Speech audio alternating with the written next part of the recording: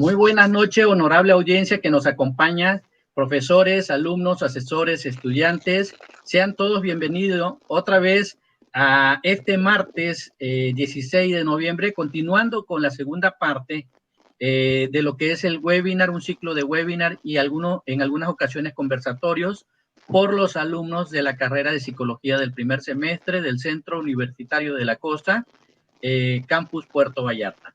Como lo comenté en la sesión anterior de hace 8 días, el objetivo de estos webinars es que los alumnos muestren el dominio y el manejo de las herramientas básicas de la tecnología, de la información y la comunicación con un sentido crítico reflexivo de manera autogestiva, de tal forma que sea de utilidad en su vida académica y profesional. Esa es la idea de esto, ¿no? Y van a adquirir algunas competencias teóricas y prácticas de este curso. Todo esto se ve reflejado precisamente en la presentación del día de hoy. Por supuesto que podemos tener algunos inconvenientes tecnológicos, es parte del aprendizaje, así que no se me pongan nerviosos, chicas, y sean ustedes bienvenidas. El día de hoy 16 de noviembre, tenemos al equipo 1 con el tema la depresión, que presentan Alondra Castañeda, Emily y Macarena. Chicas, bienvenidas, es todo suyo el escenario. Adelante, tenemos 45 minutos. Gracias, profe. Gracias. Buenas noches a todos. Nos alegra que estén aquí presentes en nuestra transmisión en vivo y directo para ustedes. Esperemos que les sea de provecho para ustedes y puedan conocer la depresión como una enfermedad que sí existe y que la viven muchos jóvenes y adultos de hoy en día.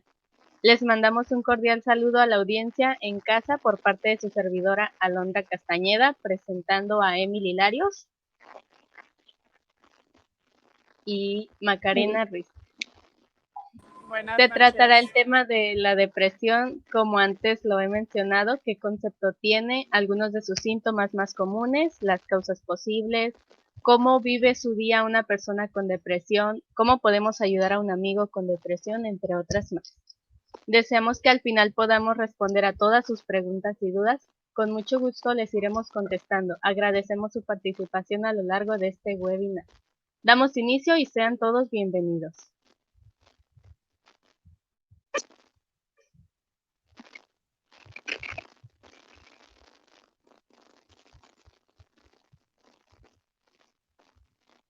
Emily Larios, adelante, por favor.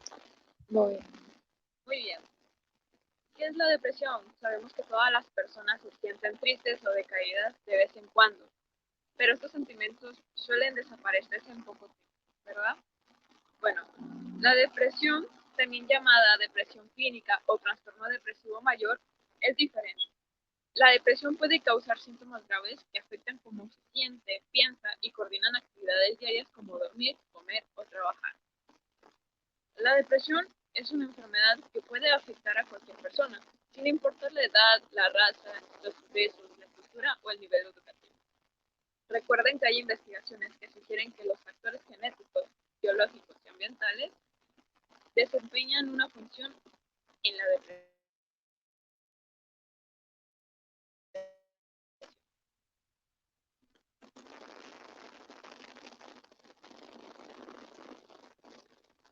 Listo.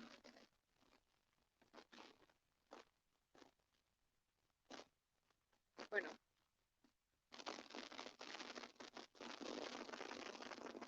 Continuaré.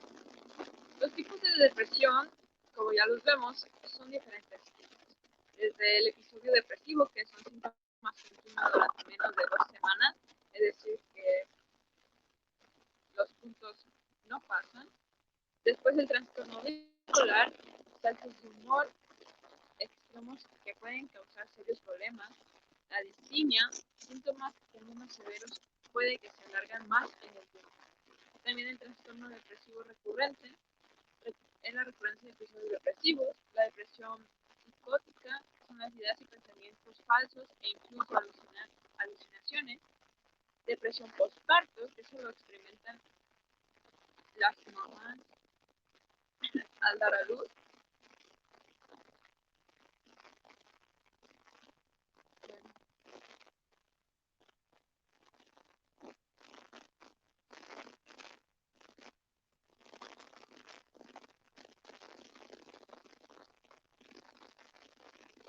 Bueno, continuamos con la siguiente.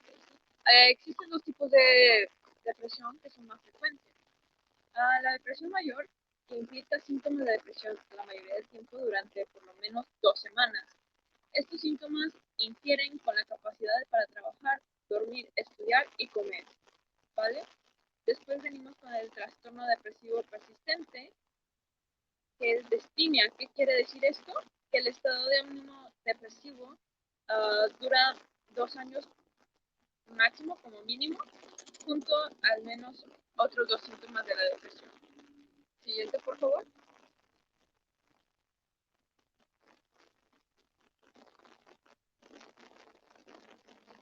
Bueno, otras formas de la depresión incluyen distintas, como la depresión perimental, que ocurre cuando una mujer sufre de depresión mayor durante el embarazo o después del parto, que ya habíamos mencionado anteriormente. También el trastorno depresivo estacional, que aparece y desaparece con las estaciones del año y por lo general empieza a finales del otoño o principios del invierno y desaparece en la primavera y el verano.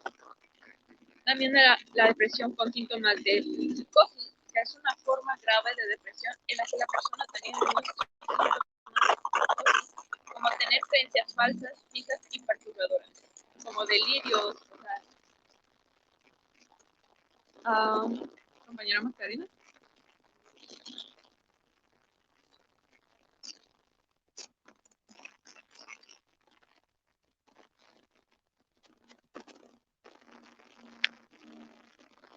Bueno, continuamos.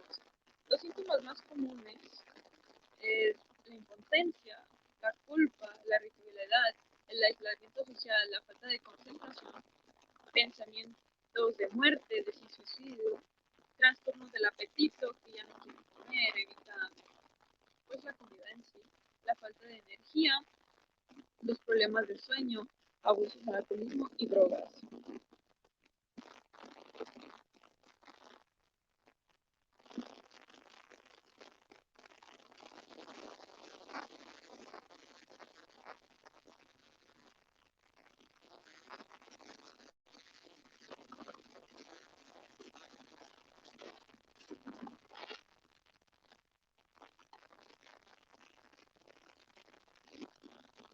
Continuamos con las causas posibles. Pero primero que nada quiero preguntar si realmente me estoy escuchando o el tiempo ya está tardando.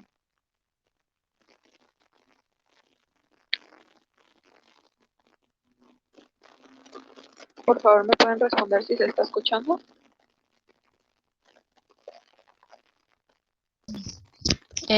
Si gustas, yo voy a retomar, Emily. Vale, vale.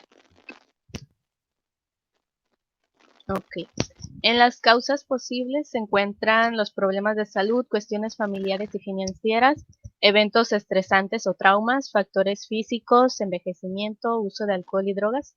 Y en sus señales están los pensamientos malos persistentes, falta de interés y de placer en realizar sus actividades, también como la falta de motivación podría entrar, la alteración de peso no intencional, dormir mucho o dificultad para dormir, dificultad de concentración, la falta de energía, etcétera.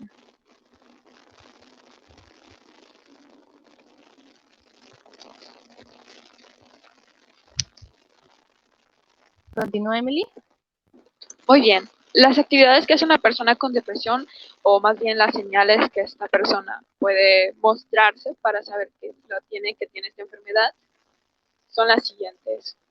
Tener problemas, como ya lo habíamos dicho, de comer o dormir de manera anormal, es decir, que esta persona o duerme mucho o no duerme nada, ya sea con insomnio o, digamos, ahí mucha gente le llama pereza, ¿verdad? Tener dificultad para concentrarse, eso es cuando la persona ya no puede o le estás hablando de un tema y de repente se descuida otro, ¿ok? También el movimiento al caminar o al hablar se muestra muy lento, es decir, que siempre está asustadiza o parece un caracol. También el área de comer, o come mucho o come menos, ya sea que está engordando sin intenciones o está emplacando sin intenciones, ¿ok? Sentirse cansado y el falta de energía todo el tiempo y volverse menos activo y dejar de hacer actividades habituales. Es decir, que si a la persona le gustaba nadar o hacer una clase de deporte, últimamente ya no le dan ganas y se nos hace completamente extraño. Siguiente, por favor.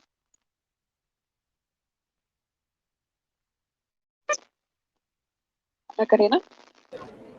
Ok, ¿cómo tratar con la depresión? Sí, ok. El primer punto es la psicoterapia.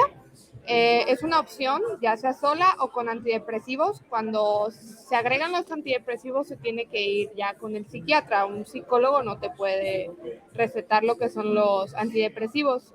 La más efectiva suele ser la cognitiva, la conductual y la interpersonal. También está la terapia de estimulación cerebral, incluye la activación o la inhibición del cerebro directamente con electricidad u ondas magnéticas. Es un poco más, pues ahora sí que difícil que una terapia, por así decirlo, un poco más fuerte. Y como comentábamos, la farmacología, que es para poder nivelar lo que es la dopamina, la serotonina, que hay momentos en el que ya simplemente el cerebro no segrega estas pues sustancias que necesitamos. Entonces, pues hay que ayudarle y bueno, como se decía, si no podemos segregar serotonina, no tiene nada de malo comprarla, por así decirlo. Siguiente, por favor.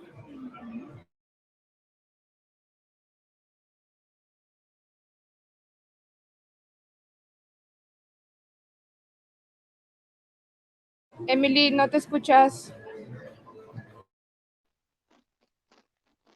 ¿Ya me escuchó? Muy bien. ¿Cómo ayudar a alguien con depresión? Muy bien. Primero que nada, tenemos que tener muy en cuenta que esa persona nos necesita y sobre todo nos valora, aunque nosotros digamos que no es así, ¿verdad? Después tenemos que escucharla. Suena demasiado fácil decir eso, pero el hecho de darle nuestra atención a una persona le va a levantar bastante el ánimo porque más si la persona te tiene confianza, va a soltar lo que ella tiene, ¿verdad?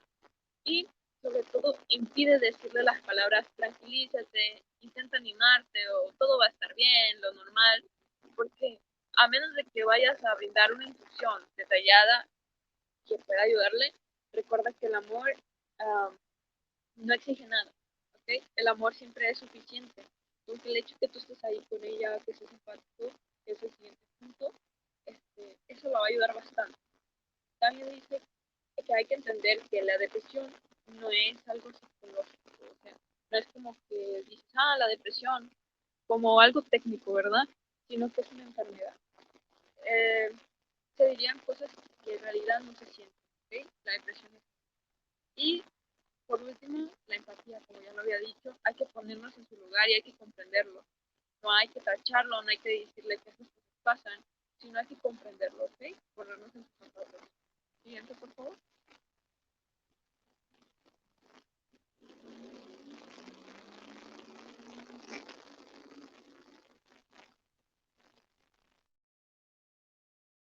Ok, ¿cómo nos podemos cuidar de la depresión? Ahora sí, ¿cómo a lo mejor evitarla o en su caso si ya estamos en ella, pues salir? Lo primero es hacer ejercicio. Créanme que si ustedes no hacen ejercicio, tengan o no tengan depresión, con media hora mínimo que hagan van a sentir mucha diferencia en todo, o sea, desde su estado de ánimo, desde sus ganas, desde su motivación para hacer las cosas, va a cambiar muchísimo. Tratar de mantener una hora regular para acostarse y levantarse. Esto también tiene que ver con el hecho de tener una rutina. Si no tenemos una rutina, estamos ahora sí que sin rumbo en nuestro día a día y esto afecta muchísimo. Consumir alimentos saludables con regularidad, porque si consumimos mucha comida chatarra, ahora sí que es comida basura. El estarle metiendo eso al cuerpo, pues claro que va a afectar a las emociones.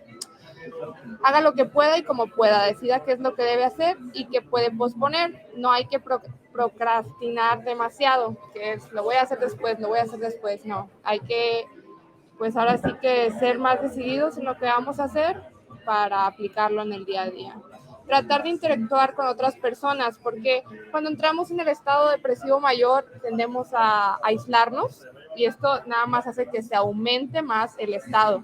Y es normal, ahora sí que cuando uno está en ese estado no quiere ver a nadie, no quiere hablar con nadie, pero pues sale peor porque solo lo aumenta.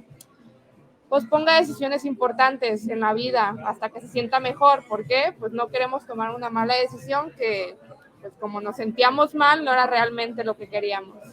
Y evitar el consumo de alcohol, nicotina o drogas. ¿Por qué? Lo que platicábamos, que igual esto afecta a las sustancias como la dopamina y la serotonina. Una droga lo que hace es que te va a aumentar tus niveles de serotonina al momento que la consumes, pero después cuando baja la droga en tu día a día, tu cerebro ya no la puede segregar normalmente. ¿Por qué? Por esa diferencia que cuando consumiste la droga, pues lo alteraste totalmente. Entonces es una confusión muy fuerte para el cerebro y por eso normalmente las personas que consumen mucho alcohol o drogas tienden a caer en depresión tarde o temprano. Digamos que es como una anestesia del dolor. Muy bien. Y ahora sí, ¿es igual la depresión en todas las personas? Pues realmente no, ¿ok? En los niños, la depresión puede mostrarse de manera diferente, como ansiosos, malhumorados, quieren estar enfermos. ¿Sí me escuché? ¿No? Ok. Fingen estar enfermos, negarse a ir a la escuela, aferrarse a sus papás. Es cuando el niño dice, no, no quiero ir a la escuela. O ellos piensan y se preocupan por sus papás que ellos mueran, vaya, que ellos fallezcan. En cambio, los niños más grandes y los adolescentes con depresión pueden tener problemas en la escuela, o baja autoestima, o pueden estar callados, frustrados fácilmente, o sentirse intranquilos. También pueden tener síntomas de otro trastorno, como la ansiedad y el trastorno de la alimentación, déficit de atención de hiperactividad o consumo de drogas. Creo que este es el que más conocemos, ya que probablemente alguno en la escuela conocían a un niño que siempre se sentaba en la esquina, o no probable en la esquina, pero siempre estaba callado, ansioso, se ponía nervioso. Esa es una clase de señales que deberíamos tener en la alerta. Ahora sí, siguiente.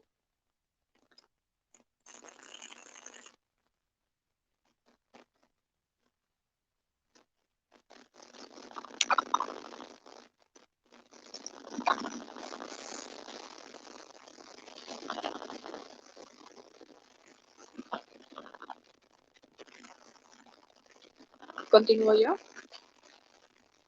Muy bien. Bueno,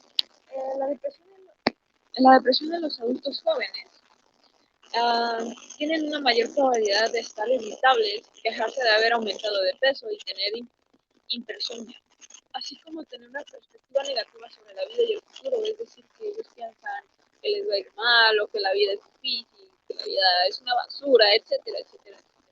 A menudo estas personas tienen otro trastorno como ansiedad generalizada, fobia social, no quieren salir, no quieren interactuar con nadie, siempre se tratan de estar solos. Y también el trastorno de pánico y consumo de drogas. ¿Okay? En cambio, los adultos de mediana edad, su depresión es el episodio, pues, corto, por así decirlo, como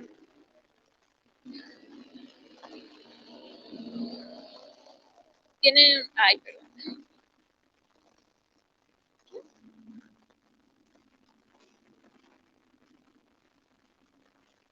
Su libido reduce, tienen insomnio a mitad de la noche o se despiertan en la madrugada. Esto realmente sucede en los abuelos, no sé si tienen a alguien que son como abuelos de, no sé, 50, 60 años, 70, que ellos se levantan a muy temprano,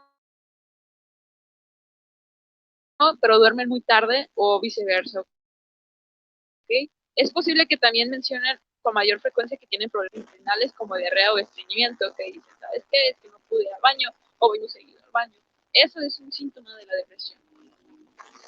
En cambio, no lo puse, hay uno que es de adultos mayores. Esta depresión lo sufren más los ancianos, ¿ok? Por así decirlo, que son más de tristeza o aflicciones y pueden tener síntomas menos evidentes, ¿ok?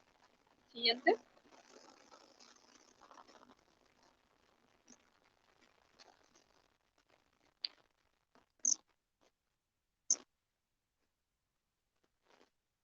Muy bien, terminamos con una frase y ahorita respondo sus preguntas. Dice, tu depresión no es un problema técnico, es una señal, escúchala. ¿Esto qué quiere decir? Que la depresión mucha gente la ve como algo normal, como algo imaginativo de las personas, ¿verdad? Pero realmente es una señal que muestra tu cuerpo o tu mente al decir que algo está mal contigo, ¿ok? Hay que ponerle atención.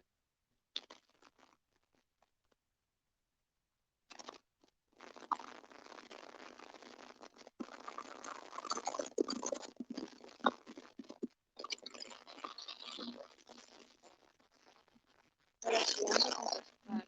¿Qué tan grave puede ser la depresión? Muy bien, Ángeles. La depresión puede ser tan grave que puede llevarte incluso al suicidio. Creo que eso es lo más duro que te puede llevar a hacer la depresión. ¿Okay? Empezaron la gente a comportarse, las personas a sentir placer con el dolor, pero ya físico, o sea, ya no es mental. Entonces, ¿qué tan grave puede ser la depresión? Tan grave que te puede llevar a la muerte. ¿Okay? Así es.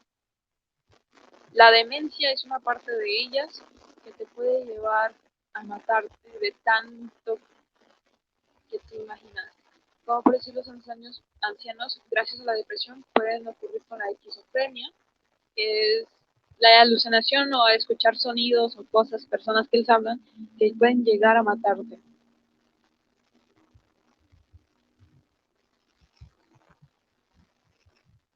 Dicen, ¿cómo sabes que la depresión es hereditaria?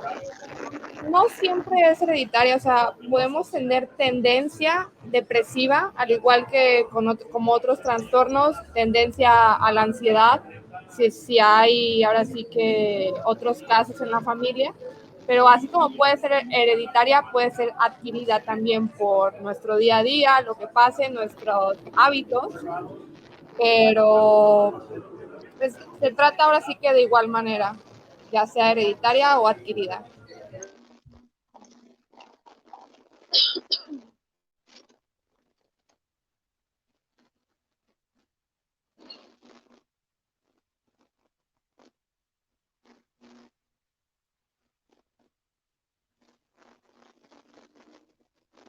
Fue un placer.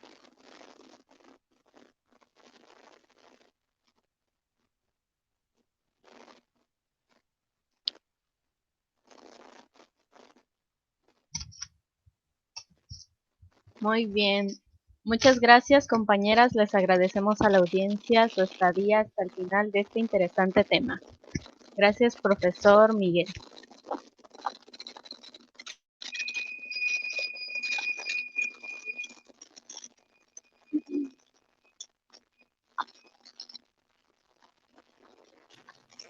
Ok, buenas noches de nuevamente a todos. Gracias, chicas, Emily, Macarena, Alondra. Algo que nos tocó vivir el día de hoy fue un poquitico lo que es la parte del audio, ¿no? Creo que esas son de las cosas que yo les seguiría recomendando. Hoy me preguntaban precisamente aquí algo reflexivo. ¿Puedo presentar celular? Sí, siempre y cuando tengamos una buena recepción. Muchas veces el conectarnos en celular nos salva porque en la computadora nos fue un poquitico mal, ¿no? Pero a veces todo lo contrario, ¿no? Hay que tener, no es malo, no es bueno, creo que es parte del ejercicio que estamos haciendo. Por eso les pido que siempre el equipo que sigue debemos de tener en cuenta estas particularidades. No olviden y no dejen de recordar que es un curso de tecnología, que estamos viendo todo lo que nos puede servir, pero también todo lo que nos puede ser contraproducente o una pequeña desventaja, ¿no? Otra de las cosas en esta cuestión es, muchas de las veces ya hicimos la práctica, ya hicimos el ejercicio, y una recomendación, siempre nos debemos de conectar media hora antes. Muchos me dicen, es que ya lo probamos. Sí, pero en ese momento salió una actualización y no se conecta a mi máquina. Y son 5 minutos antes que me conecté y la actualización son 10 y ya me recorrí en la presentación, ¿no? Entonces son las cosas que yo les dejo aquí de reflexión, muchachas. Siempre que tengamos, es una gran ventaja, por supuesto, estamos cada quien, por ejemplo, Emily está en Rosarito, nosotros estamos en Vallarta y se está llevando a cabo este evento, pero también hay sus contras, y su contra es si no prevemos hasta en el último momento que nos puede fallar, nos falla. La tecnología es muy caprichosa, ¿no? Entonces, pues muchas gracias, chicas. Muchas gracias por esta participación. Les agradezco a cada una de ustedes. Ahora vamos a empezar a presentar al equipo 3. El equipo 3 viene, está compuesto por Emily Michelle Villarruel Díaz, Elizabeth Vargas Jiménez y Miriam Nayeli Cruz Rodríguez. Ellas van a hablarnos de lo que es la sexualidad y la reproducción. Vamos a esperar que entren todas. Tenemos a Miriam, Elizabeth y Emily Michelle. Entonces, chicas, muy buenas noches, sean bienvenidas, estamos ya listos, preparadas. Empecemos, es de ustedes el escenario, el mejor de los éxitos. Adelante, chicas.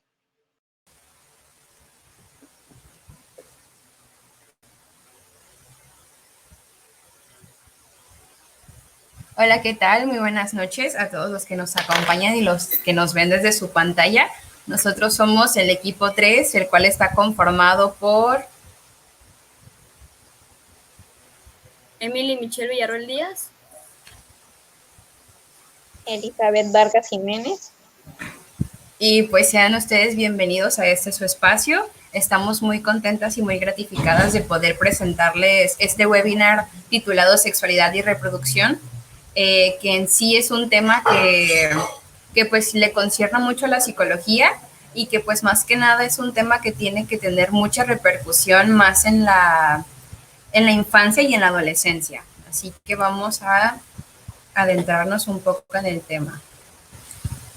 Ok, bueno, la definición de la RAE para la sexualidad la define como apetito sexual, propensión al placer carnal, o sea que nos lanza a una concepción un poco referenciada a la penetración, al deseo sexual del otro, y pues esto lo que nos concierne a nosotras es redefinir estos conceptos, ¿no? Definir lo que es sexualidad y lo que es relación sexual y lo que es sexo.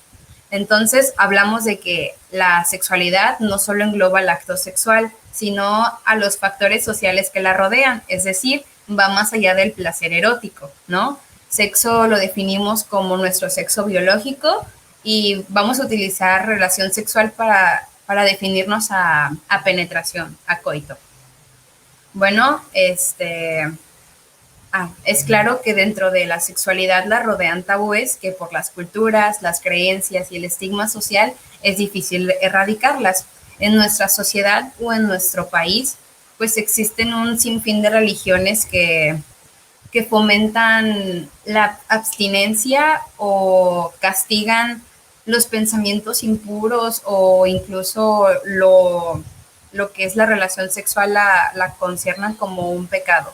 Y pues creo que, bueno, no creo, sino que es importante que al tener como esta distorsión de la sexualidad, pues lo que les decía, que nos conlleva hasta la abstinencia, lo cual ya no es un buen comienzo para comenzar una sexualidad. Pero en cambio existen culturas que pues tienen dioses y pues nos proveen estas, se podría decir como libertades o plenitud de poder disfrutar una sexualidad. A continuación, mis compañeras Emily y Elizabeth les hablarán un poco de la relación sexual y su concepción. Muy bien, la relación sexual es un comportamiento por el cual su objetivo es obtener un placer erótico por medio ya sea de la penetración o coito, o también otros medios por el cual proporcionen algún estímulo placentero. Lo pueden conformar una o más personas ya sea del mismo sexo o de distinto sexo.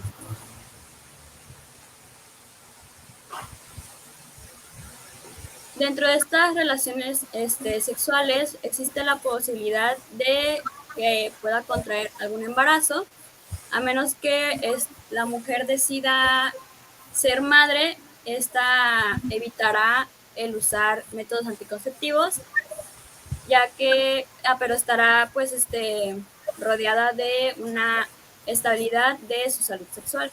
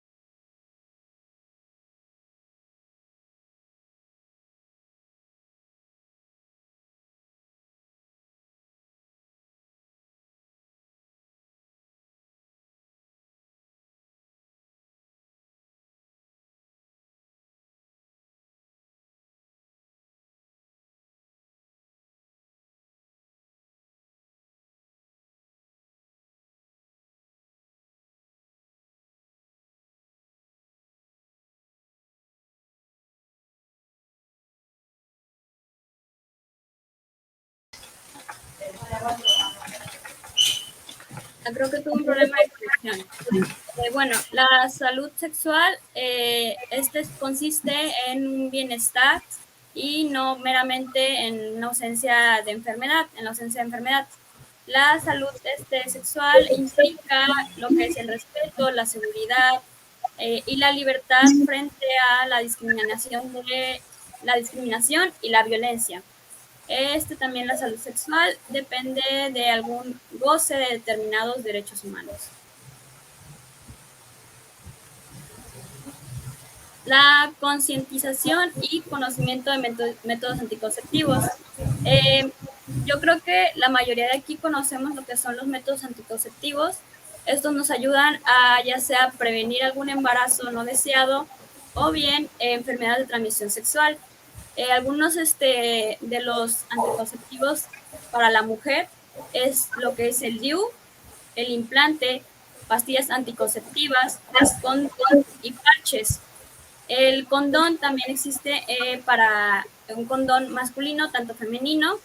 Este evita el riesgo de enfermedades de transmisión sexual y embarazos, mientras que los demás solo evita el embarazo. Puede protegerte pues, de embarazos no deseados y de ITS o ETS como el VIH, el papiloma, el sífilis y el SIDA.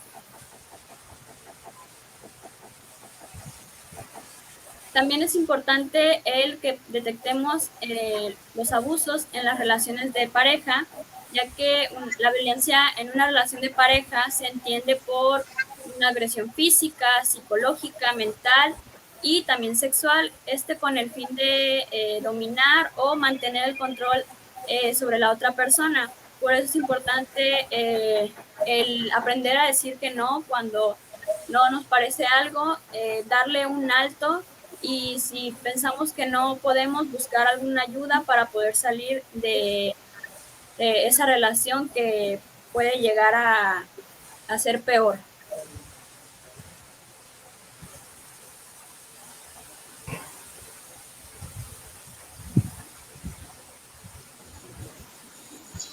Bueno, pues yo les hablaré sobre los embarazos adolescentes no planeados. Esto sucede gracias a que está muy estigmatizado educar sexualmente a los jóvenes, decirles que lo que está bien y lo que está mal, y por eso ellos acuden a educarse a sí mismos viendo otros medios de comunicación que puede distorsionar lo que es la educación sexual.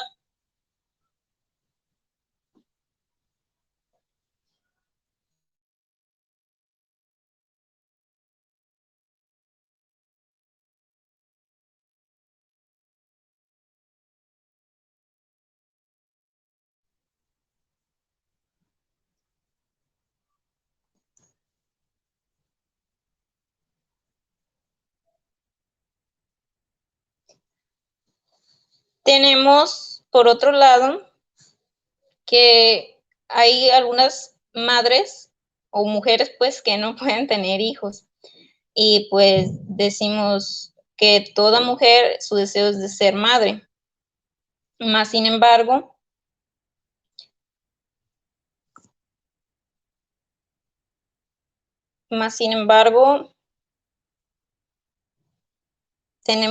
gracias a la ciencia ha habido más descubrimientos sobre lo que son la fertilización in vitro o la fertilización por inseminación, que esto puede llevar a las madres a ser madres por sí mismas, o ya sea con pareja, para que si la otra persona no puede tener hijos, también lo sea así.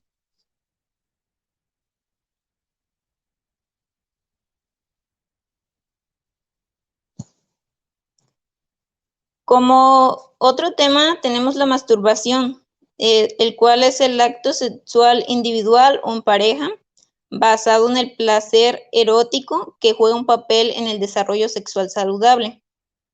Esto es la estimulación de los genitales, tanto en el hombre como en la mujer, pero ya sea que por cuestiones de mitos o tabús, pues es más como, ¿cómo se podría decir? Más aceptado en los hombres que en las mujeres, ya que para nosotras se nos dice que es demasiado vergonzoso, o también nosotras mismas podemos decir que es vergonzoso platicar algo así, pero más sin embargo trae demasiados beneficios.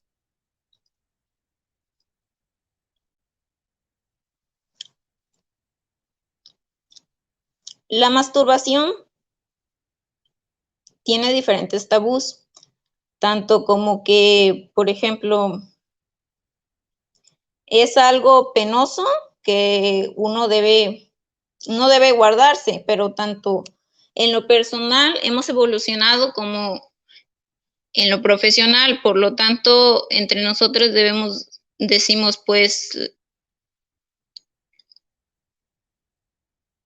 pues que la mujer debe sentir placer y no solo provocarlo, porque la iglesia dice que, por ejemplo, puede ser considerado pecado, pero sin irnos más allá de ello, la masturbación trae demasiados beneficios, como lo que es que alivia un poco el estrés, los dolores menstruales, ayuda a que te relajes y duermas mejor, y pues a que te conozcas y así poder conocer también lo que te gusta y a tu pareja ya lo lleven a cabo entre los dos.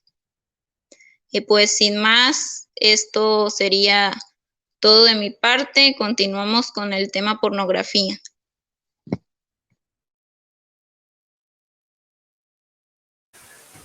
Ay, ok. Bueno, la pornografía en sí va muy ligada al tema de la masturbación porque está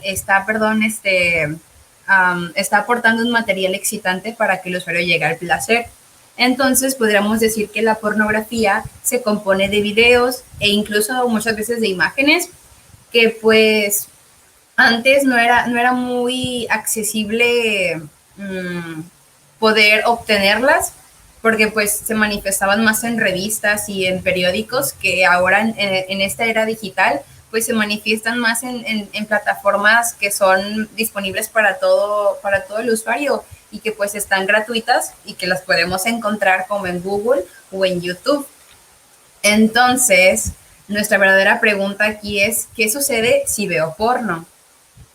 Bueno, lo único que va a suceder es que la pornografía te va a crear una idea errónea de las relaciones sexuales, de las amistades y del aspecto físico. Y lo digo porque esta industria genera conductas sexualizadas que van a propiciar que tengas una idea errónea de lo que es el sexo, ¿no? Te van a arrojar expectativas para nada realistas de lo que puede significar un coito. Y pues tenemos que tener en claro que lo que es en la pantalla no es real y que por lo general hay una falta de comunicación y de consentimiento. Aparte, que no se muestran métodos anticonceptivos y que pues puede llegar como a fomentar este aspecto de los genitales o esta invitación a los jóvenes a que deban de ingerir ciertas sustancias para mantener como esta erección, pues así se podría decir, o este nivel de duración en el sexo, y que pues fomenta mucho este estereotipo de que el hombre, lo voy a decir muy explícitamente, pero es que lo aluden a que el hombre tiene que tener un pene muy alargado y la mujer debe de tener una vagina muy, muy tersa y muy suave con la depilación, ¿no? Entonces, esto crea muchos estereotipos y mucho estigma respecto a nuestros cuerpos. Ahora bien, como les decía, el porno logra que se vea a la mujer como un objeto y como un cuerpo. La cultura pornográfica enriquece los roles de género y propicia la violencia sexual, ¿ok? Y pues aquí es donde nuestros niños tienen un acceso al internet no moderado que puede afectar su desarrollo neuropsicológico, funcionamiento sexual y desencadenará trastornos hipersexuales. Y yo sé que muchos hemos tenido una experiencia de tipo que en la televisión, porque es donde más se puede encontrar este contenido, en las novelas incluso o en las películas que se muestra algún contenido sexual y pues nos incomoda mucho verlo porque nuestros padres son lo que lo miran y no tienen esa decencia de poder platicarnos acerca un poco de lo que es este acto que se está llevando a cabo. Entonces hay que tener esta moderación en el contenido que nuestros hijos ven en internet y restringir ciertas páginas que pueden encontrar ellos por accidente. Ahora bien, cuando se convierte en adicción es cuando ya empieza a interferir en tus actividades cotidianas, ¿no? Que ya lo ves como la incapacidad de controlar el deseo y el impulso por el uso de la misma. Y es cuando el usuario va buscando más y más y más contenido porque le resulta excitante y llega a un punto en el que el contenido que está viendo es muy grotesco o muy fuera de lo que es la moralidad y lo que se puede considerar correcto.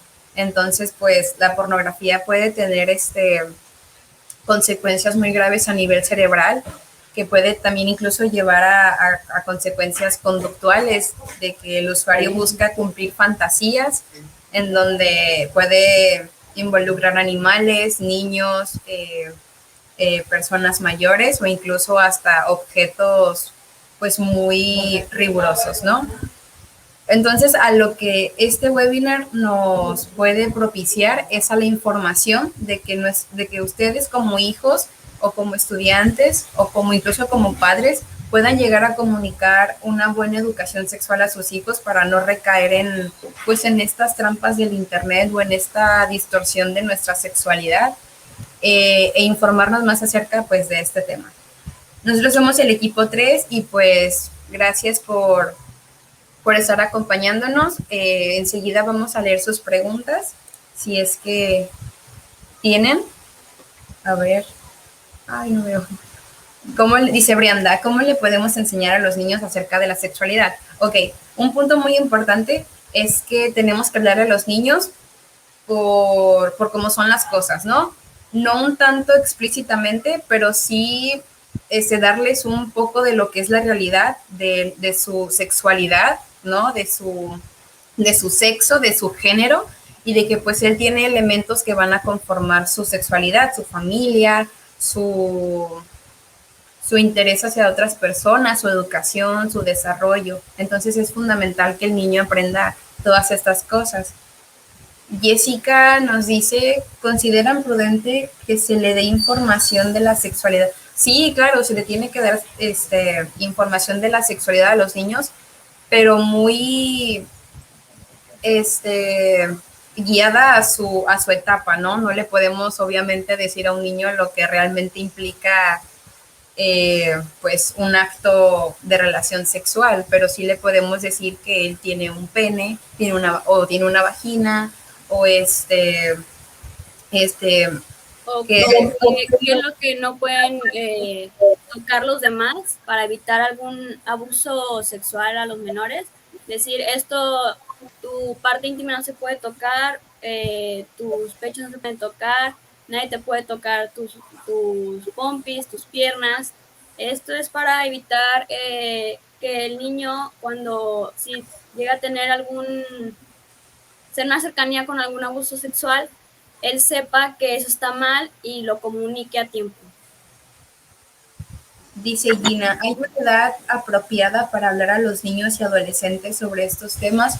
Pues creo que una edad muy adecuada debe de ser después de los 10 años y pues antes de los 18, porque creo que a los 18 pues ya tienes una idea muy conceptuada de lo que es la relación sexual y lo que implica. Ángeles nos pregunta, Oli, ¿masturbarse tiene algún beneficio o qué tanto puede llegarte a perjudicar? No es tanto que sea malo o bueno, sino depende de la perspectiva de cada quien, pero tiene bastantes beneficios como disminuir los cólicos menstruales, ayuda a disminuir el estrés, el mentado subidón natural, que por ejemplo cuando andas muy decaída o decaído y pues tu autoestima sube de volada, y también el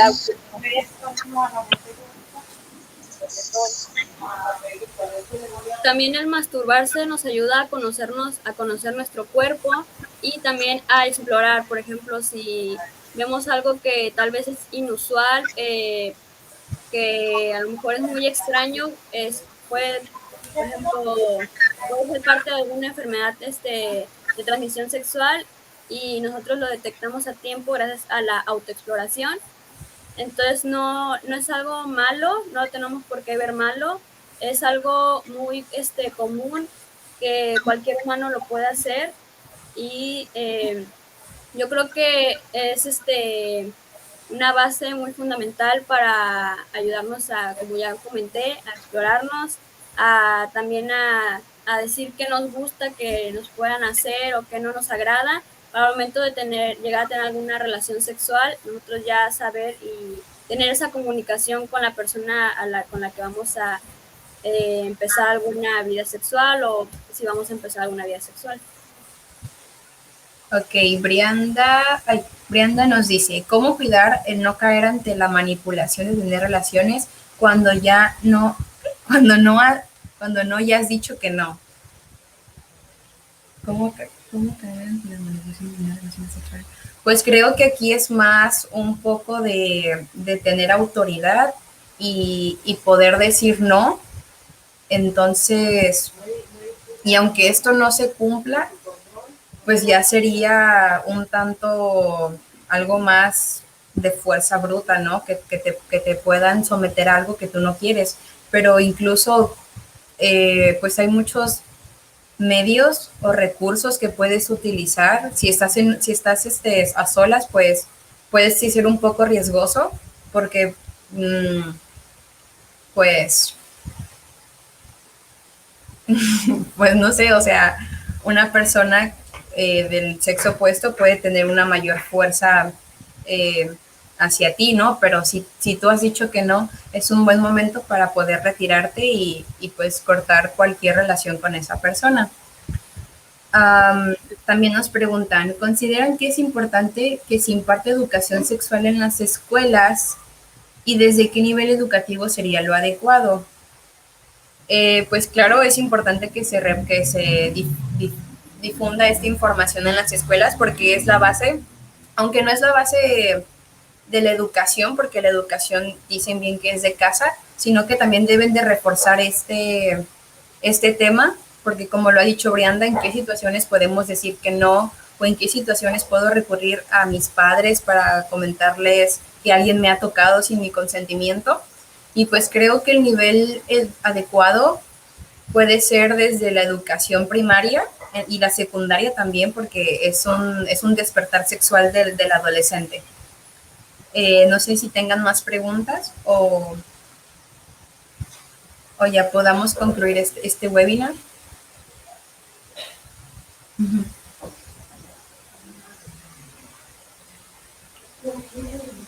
Bueno, entonces creo que es todo. Muchas gracias y gracias también al profesor por ayudarnos.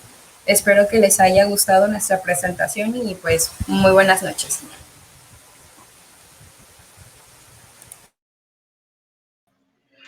Ok, chicas, muchísimas gracias, un tema pues muy interesante y en momentos puede sentirse y escucharse todavía como un tabú, ¿no? Pero más allá del tema, más allá de la parte de explicación, creo que vamos aprendiendo el día a día. Lo que a mí me toca y corresponde desde el curso es precisamente el que ustedes se van desenvolviendo utilizando las herramientas tecnológicas.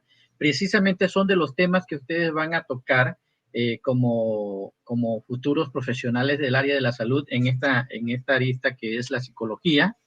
Y bueno, teniendo herramientas tecnológicas que ustedes manejen precisamente para su quehacer cotidiano y profesional en un futuro no muy lejanos, creo que les puede potenciar muchísimo sus servicios profesionales, ¿no?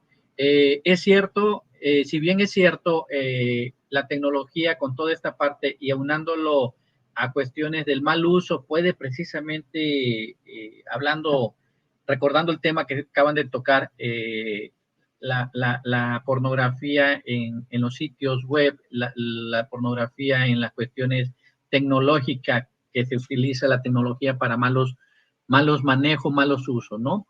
Y creo que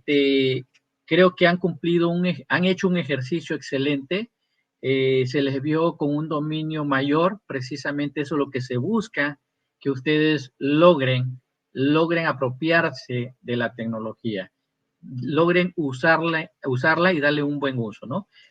Miriam, muchísimas gracias, Miriam, también a Emily, y creo que por ahí estaba Elizabeth Vargas, que ya se nos desconectó.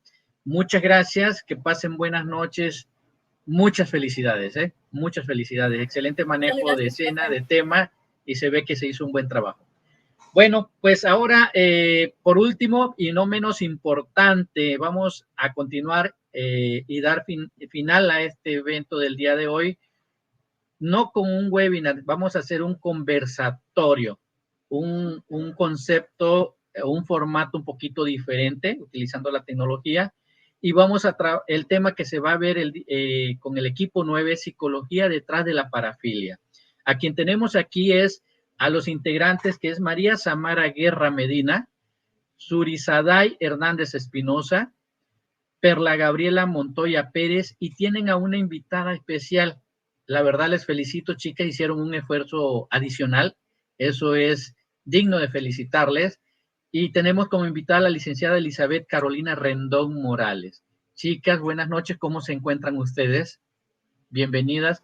Licenciada, bienvenida, y quiero agradecerle que se haya permitido este momento para con las chicas, apoyarlas, acompañarlas y vivir esta experiencia de la videoconferencia en la modalidad de lo que es un conversatorio, un formato un poquito diferente a lo que es un webinar, porque van a interactuar y eso es un grado mayor de dificultad, pero que les va a dejar una excelente experiencia.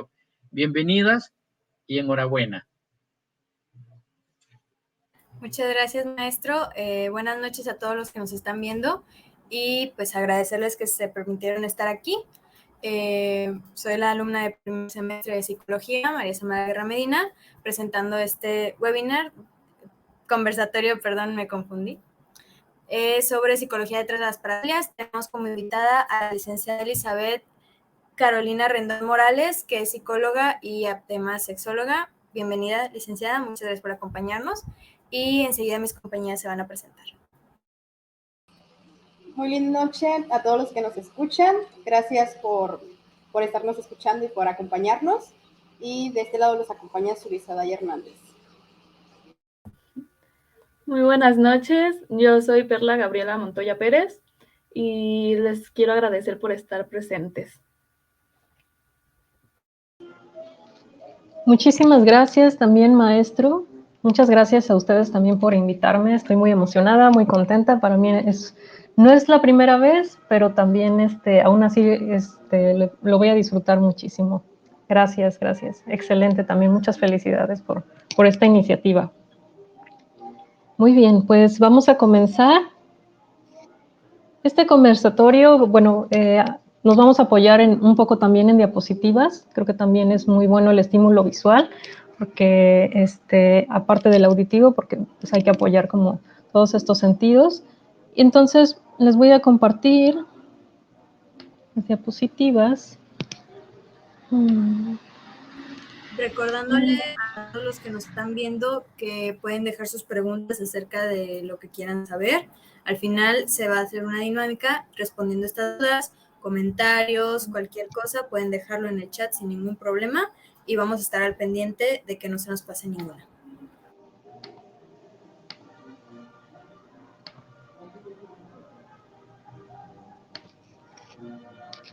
Ahí está.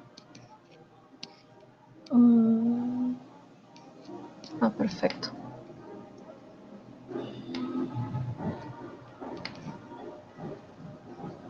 ¿Ahí ven? La presentación se ve perfecta. Perfecto, muchas gracias. Ok, pues bueno, vamos a ver psicología detrás de las parafilias. Y antes que nada, me encantaría hacer como esta introducción. Precisamente en este conversatorio y en esta exposición se busca, bueno, una de mis... me gusta introducirlo así como... A veces creo que el conocimiento o cuando enseñamos algo, buscamos más que nada respuestas, ¿no? A nuestras preguntas, pero más bien a mí lo que me gusta es dejar como muchas preguntas para que eso también se motive o las motive o motive a las personas en general que también nos acompañan a que busquen más, ¿no? Que incluso lo que yo les proponga aquí, porque finalmente es una proposición y es como... no es un conocimiento cerrado, ¿no? Simplemente como que se va alimentando siempre, siempre y siempre se va actualizando. Y más ahorita con todo lo que vivimos, ¿no? Todos los cambios sociales que ocurren ya rapidísimo y con todas las tecnologías como esta, ¿no? Que el intercambio de la información es bastante rápido, ¿vale? Y también vamos a tocar como sea, bueno, sé que creo que los temas tienen que ver con sexualidad y seguro también pueden mover algunas sensibilidades. Y entonces, pues nada más es como tranquilos o tranquilas, nada más que chequen, o sea, puede como llegarles a tocarles algunas fibras sensibles, entonces, pues bueno, es completamente normal, porque siempre que se habla de sexualidad, de violencia o algo, pues bueno, puede pasar eso, ¿sí? En fin, y también eso también es importante, digo, lo digo como experiencia y como también ex maestra que fui, y como alumno también, porque, bueno, por parte de todo esto de los temas que estamos tocando, pues es muy importante que en un punto puedan iniciar como también su proceso terapéutico como psicólogas, como futuros psicólogos y psicólogas, ¿sale? Muy bien. Entonces vamos a comenzar, psicología detrás de las parafilias. Vamos con el significado de las parafilias. El para significa a lo largo de, al lado de, y bueno, ya como aterrizándolo más, se dice que es de algo anormal y o defectuoso. Entonces ahí como ténganlo como nota mental, eso es como muy importante porque esto lo vamos a retomar después. Y filia es amor, es inclinación hacia algo, pero actualmente se usa como una inclinación excesiva o exagerada. Y notemos cómo desde aquí de los significados que se han dado también ya vienen como ciertos componentes que tienen cierto valor, ¿no?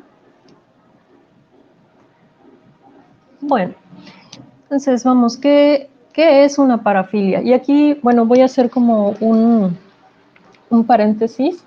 Voy a dar como varios ejemplos de precisamente definiciones de parafilias y vamos a ver 3 conceptos importantes. Uno, obviamente, pues bueno, son las parafilias, pero vamos a tocar otros conceptos que también son muy importantes dentro del marco de las parafilias. Entonces, diversas definiciones de parafilias, y me gusta ponerlo como lo que les decía, son como a veces ni siquiera como nos ponemos de acuerdo, pero eso está bien porque entonces eso nos permite también que el conocimiento sea fluido, ¿no?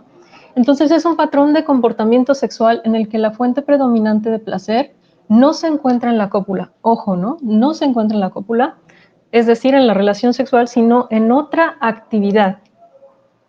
Las parafilias se consideran inocuas, salvo cuando están dirigidas a un objeto potencialmente peligroso o dañino para cualquiera de las personas involucradas en el acto sexual, por el desorden en la capacidad de sentir y expresar afecto hacia otra persona que puede llegar a hacerse duradero y extremadamente difícil de reconducir. Entonces aquí se dan cuenta que precisamente las parafilias tienen que ver, en este caso, en esta definición, algo que no se encuentra en la relación sexual, ¿no? Sino en alguna otra actividad. Y notemos cómo desde ahí también, y ahorita lo vamos a volver a tocar, cómo desde ahí también ya se da cierto valor, por ejemplo, a la relación sexual en sí, ¿no? Cuando la sexualidad, y esto también seguro lo vieron a lo mejor por ahí también que tocaron temas de sexualidad, la sexualidad es mucho más diversa que la relación sexual. Incluso personas que no tienen relaciones sexuales no significa que no estén viviendo una sexualidad. Eso es sumamente importante. Si alguna de ustedes también tiene alguna intervención, bienvenida. Adelante, si no, pues bueno, sigo, me dicen. Ok, entonces las parafilias se consideran inocuas, ¿no? Como también ese concepto de valor, ¿no? Y también estas palabras como dañino, peligroso, etc. Entonces los vamos poniendo como una nota mental. Otro concepto, parafilias. Se caracterizan por esos impulsos sexuales intensos y recurrentes, fantasías o comportamientos que implican objetos, actividades o situaciones poco habituales, ¿no? Y me voy un poquito más rápido, porque bueno, ya vi que ya tenemos 14 minutos. Parafilias. En el DSM-5, las parafilias no son ipso facto, o sea, por hecho, trastornos mentales. Hay una distinción entre parafilias y los trastornos parafílicos. Un trastorno, esto es sumamente importante porque esto es, bueno, vamos a decirlo así, relativamente nuevo. Un trastorno parafílico es una parafilia que verdaderamente está causando, eso es vital, causando malestar o deterioro para el individuo, o una parafilia cuya satisfacción ha supuesto un daño personal o un riesgo de daño ajeno. Una parafilia es una condición necesaria, pero no suficiente para tener un trastorno parafílico, y una parafilia por sí misma no justifica automáticamente la intervención clínica o no la requiere. Entonces ya vamos tocando como temas muy importantes, que es la parafilia y trastornos parafílicos. Entonces hay esa diferencia. Esto fue puesto en el DSM-5 apenas. Y bueno, en la actualidad aún se usan términos como desviaciones o aberraciones para denominar científicamente conductas sexuales. De repente yo estaba leyendo sobre esto de parafilias y todavía encontraba esto de que desviaciones, perversiones, etcétera, todavía en textos más o menos como de incluso unos 5 o 10 años para acá, y dices, bueno, pues ¿qué ¿qué somos, no? Somos incluso psicólogos, o bueno, las personas que son psiquiatras, ¿no? Que del siglo XIX o del siglo pasado o antepasado, perdón. Entonces, pues bueno, eso se me hizo curioso, ¿no? El término propuesto por John Money, precisamente parafilias, y es el que es el más usado, aún lleva en su significado una carga valorativa, como lo habíamos visto desde el significado de las parafilias, ¿no? Y Juan Luis Álvarez Gallú, este sexólogo tan importante, explica que el término expresiones comportamentales de la sexualidad le parece mucho más adecuado y descriptivo. Ahorita les vamos a decir qué son las expresiones comportamentales de la sexualidad, que me imagino que ya se han de haber hecho una idea. Pero antes de eso me gustaría hablar un poco de la normalidad y anormalidad en lo que es la sexualidad, y también que lo van a ver ustedes mucho en psicología, porque no solamente en la sexualidad, sino como en estas dimensiones tan importantes del ser humano, y sobre todo, por ejemplo, en la salud mental también lo van a ver, y es algo que se aplica muy parecido. Precisamente entonces se sabe que algunas dimensiones de este ser humano, como les digo, la sexualidad, la salud mental, en la salud en general, están regidas por normas de acuerdo al periodo histórico-social que se vive, incluso económico, político, etcétera, ¿no? Sabemos que muchas convenciones, histórico, social, político, económico e incluso hasta espiritual. Ahí vamos, ¿por qué? Sabemos que muchas convenciones de normas fueron en un principio establecidas primero por la Iglesia o por la religión dominante, pero sobre todo por la Iglesia, y posteriormente por la ciencia. Pero justamente había un periodo en que la ciencia como que estaba siendo incipiente y había todavía muchos, ¿cómo decirlo?, también términos muy valorativos acerca de precisamente de la sexualidad. Entonces se combinaba entre cuestiones religiosas con científicas, ¿no? Entonces era como una cuestión como muy moralina o moralista, pero que la justificaban en nombre de la ciencia. Entonces, lo que era anormal antes, ahora no lo es tanto, o simplemente ya no se cataloga como anormal. Entonces, podría ser, por ejemplo, incluso, recordemos que con los griegos y con los romanos, lo normal era que, por ejemplo, pues bueno, tenían relaciones sexuales entre hombres, pero pues en cierto tiempo eso se castigó, ¿no? Hasta con la muerte o con castigos, ¿no? Pues se castigaba. Y bueno, últimamente otra vez se reivindica que es, pues completamente, vamos a decirlo, es una expresión de la sexualidad finalmente, ¿no?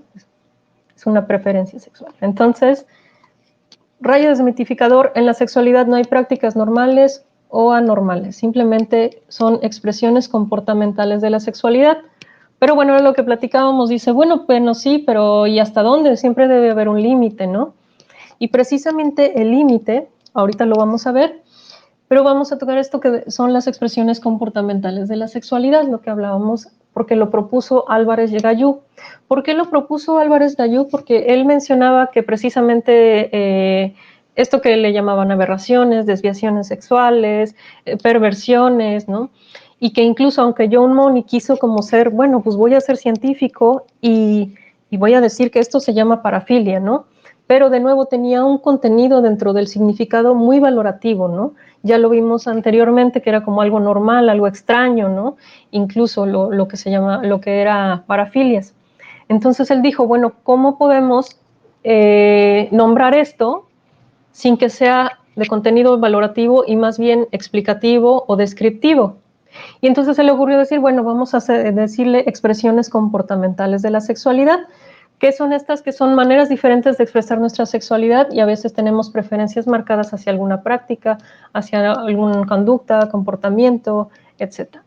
Dentro de estas expresiones puede ser, por ejemplo, fetichistas, voyeuristas. Ahorita voy a hacer como bueno, pongo un asterisco en esto, rinofilia, preferencia por oler algo que nos erotice o que incluso nos guste, y ahorita les voy a decir por qué. Sadomasoquismo, polirrelación, y no por esto significa que seamos pervertidos o que tenemos alguna enfermedad, simplemente es una preferencia al momento de disfrutar nuestra relación sexual. Y para que no se me confundan, a ver si puedo, ahí, ¿me escuchan? Sí, claro. Gracias. Si voy muy rápido, por favor me dicen. Y si no, pues bueno, en preguntas ahorita lo checamos. Entonces, ¿qué es esto? Esto es justamente el continuo de las expresiones comportamentales. Entonces, ¿qué pasa aquí? No lo voy a explicar como a detalle porque lo más importante son justamente estas, área no erótica y área erótica sexual. ¿Qué quiere decir? Ahí voy otra vez con lo de la sexualidad. La sexualidad son un montón de cosas y no tiene que ver solamente con los genitales o no tiene que ver solamente con una relación sexual, ¿ok? No tiene que ver nada más con lo erótico, sino simplemente también con el disfrute, con el goce, con el placer. ¿Qué pasa con esto? Entonces, por ejemplo, aquí en el área no erótica hay, por ejemplo, en mi caso, yo sería zoofílica, ¿no? Dicen, ¿cómo que vas a ser zoofílica? Sí, sería zoofílica en mi área no erótica. ¿Por qué? Porque a mí me gustan mucho los perritos, entonces tengo una expresión, por ejemplo, acentuada porque me gustan mucho los perritos y los rescato, ¿no? Entonces, eso sería una área no erótica. Sí, es un gusto por los perritos, pero en ningún momento, por ejemplo, tengo una expresión erótica ni sexual mínima hacia los perritos. ¿Me voy entendiendo? Entonces, por eso es este continuo. Tenemos una área no erótica y una área erótica sexual, pero son expresiones comportamentales de la sexualidad. ¿Sale? Muy bien. Entonces, les voy a leer expresión mínima, expresión acentuada, que es dentro del área no erótica, y expresión erótica sexual a nivel fantasía. Entonces, esto ya entra del área erótica sexual.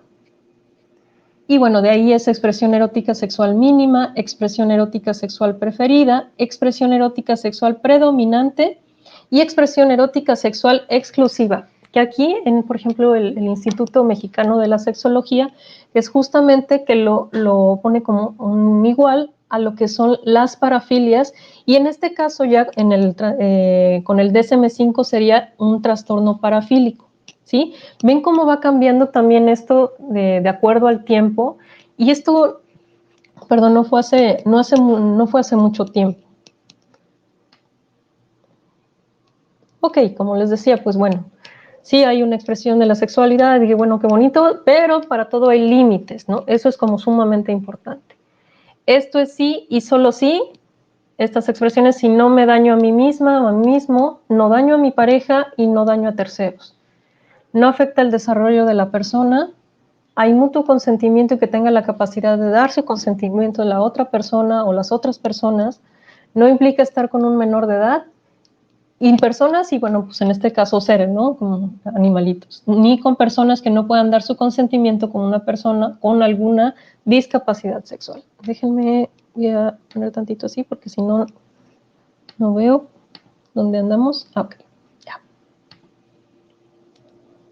Bueno. Y bueno, rápido. Entonces, esas son las expresiones comportamentales de la sexualidad desde el IMESEX, desde Álvarez Gallú, y las parafilias, ¿sí? Entonces aquí hacen como un símil, ¿no? Esos son más o menos de igual significado. Por eso lo pongo así. Entonces ahora les voy a nombrar cuáles son las más comunes, que es el exhibicionismo, el fetichismo, el froterismo, el voyeurismo, que también le llaman escoptofilia, masoquismo, sadismo, travestismo. Y ahora aquí hay algo muy importante, incluso de sadismo y masoquismo, ya hay hasta grupos, vamos a decirlo así, que se juntan y hablan acerca de oye, no sé, como si fueran parejas, y haz de cuenta como parejas comunes que se juntan a, no sé, a platicar o simplemente a convivir, pero son sádicas y masoquismas. No quiere decir que entre ellas practiquen, hay unas veces que sí, pero me gusta como decirlo así, porque quiere decir que pues, incluso ahí esto ya se está aceptando un poco más, ¿no? Incluso, de hecho, hace como el año pasado en un congreso precisamente de la sexualidad, unas personas nos hablaron, ¿no? Como de sus prácticas sexuales y cómo lo practicaban, o sea, los acuerdos que había, ¿no? Porque eso es como muy importante.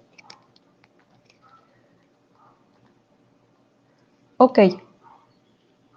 Algunas otras, ¿no? Algunas otras que no son, bueno, algunas sí son más comunes, otras no tanto. Autonepiofilia o infantilismo parafílico está caracterizado por el deseo de una persona adulta de usar pañales y ser tratado como un bebé indefenso. La zoofilia, placer o atracción sexual por animales. Clismafilia, placer sexual, introducirse líquidos en el ano, por ejemplo, enemas. Altocalcifilia, en este caso el placer sexual se obtiene al llevar puestos zapatos de tacón alto o observar a una persona luciéndolos. Acrotomofilia, en la acrotomofilia la persona experimenta placer sexual al mantener relaciones con otra persona que tiene algún miembro amputado. Y aquí hay un paréntesis que justamente dice si la persona tiene un muñón, también se excita más, ¿no? Dacrifilia, o tiene como preferencia porque tengan muñones, ¿no?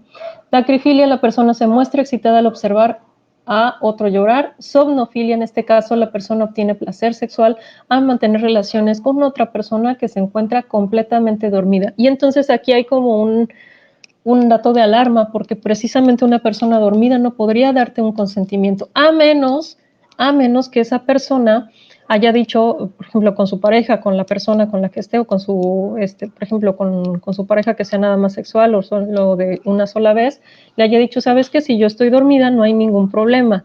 Sin embargo, otra cosa como muy importante es, bueno, sí, pero ¿cómo voy a saber si en ese momento es como va a ser siempre que yo estoy dormida, voy a querer, ¿no? O querer tener relaciones sexuales o dejarme tocar, porque a lo mejor un día sí y otro no. Entonces, nos damos cuenta, ¿no? De lo dificultoso, lo difícil de decir, bueno, esto acerca del consentimiento, de lastimar a la otra persona, ¿no?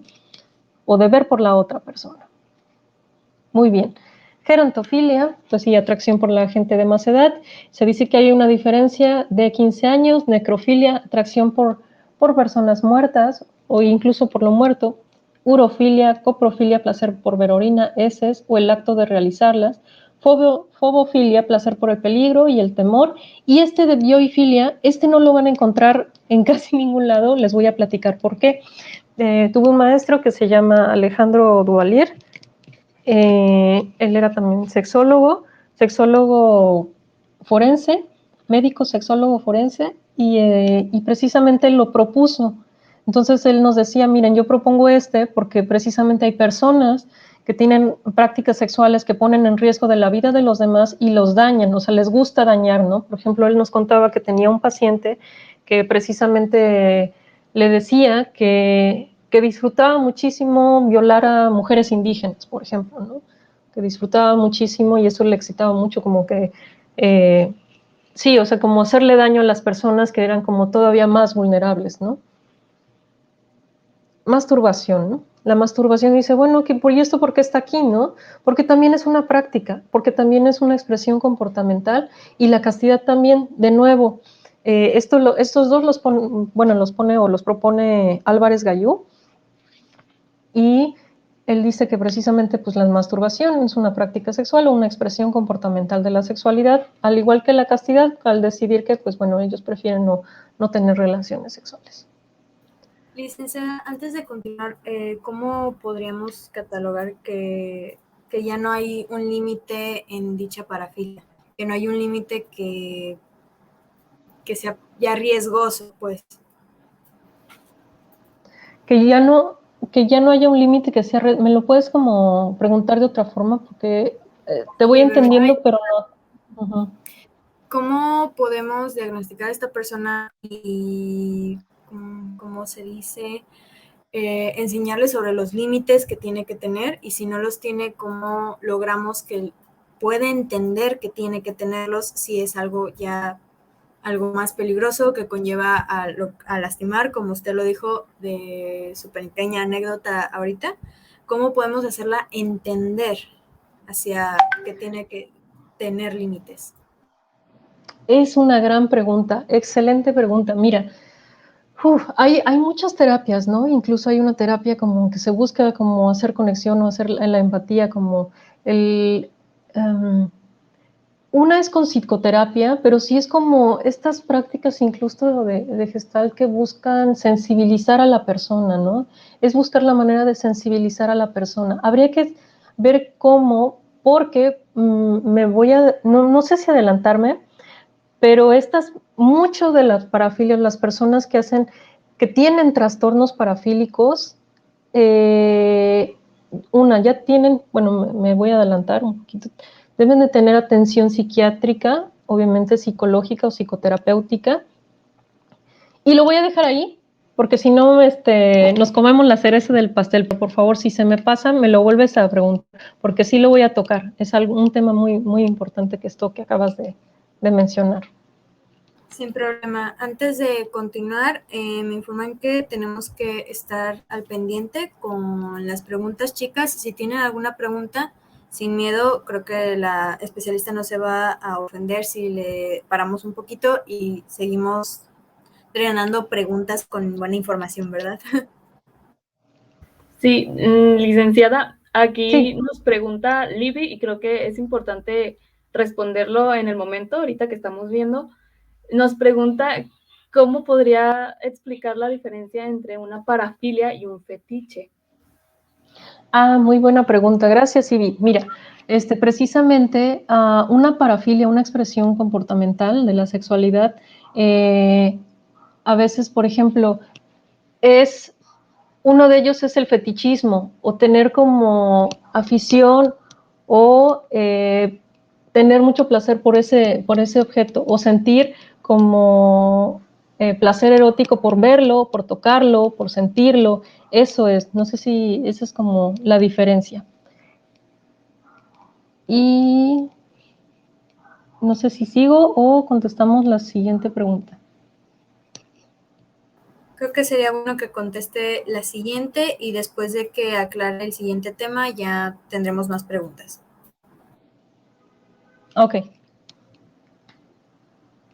Entonces, La compañera Libby pregunta, ¿la biofilia no es lo mismo que sadoquismo, el placer por causar daño, no? Mira, ahí tocaste un tema muy, muy importante. Aquí lo que pasa a veces con el sadomasoquismo, desde las expresiones comportamentales de la sexualidad, que no es lo mismo, les decía, con con trastornos parafílicos, y ahorita lo voy a tocar, no, porque el sadomasoquismo o las personas que son sádicas, por ejemplo, entre pareja o con sus parejas, muchas veces hay ese consentimiento. Y en este caso, la biofilia, que sería un trastorno parafílico, o más bien como apuntando ya un trastorno parafílico, no, porque precisamente hay estos componentes, lo que yo les decía.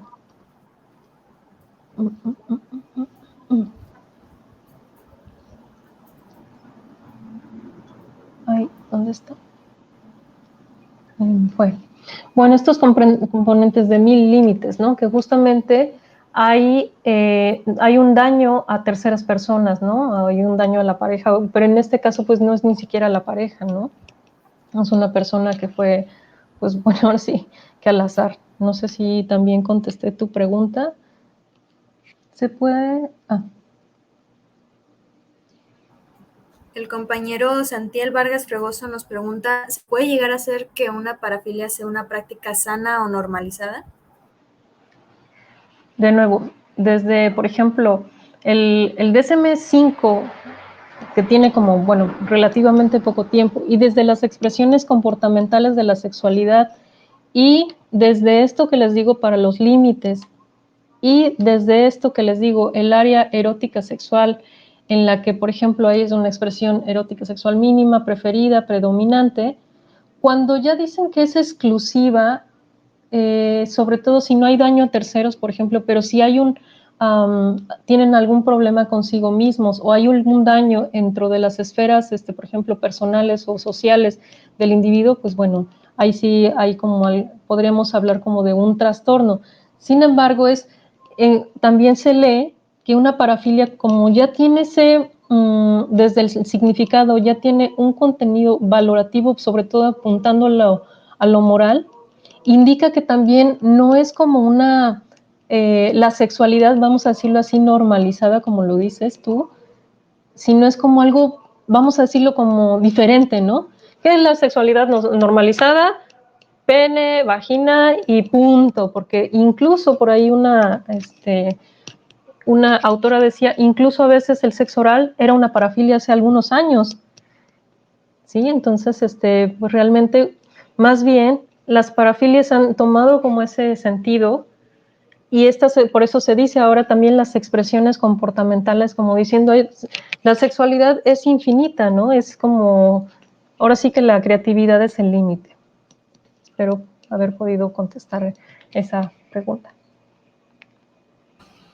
Había otra pregunta que me gustaría hacerla desde ahorita, y es que ¿desde qué edad puede desarrollarse alguna parafilia?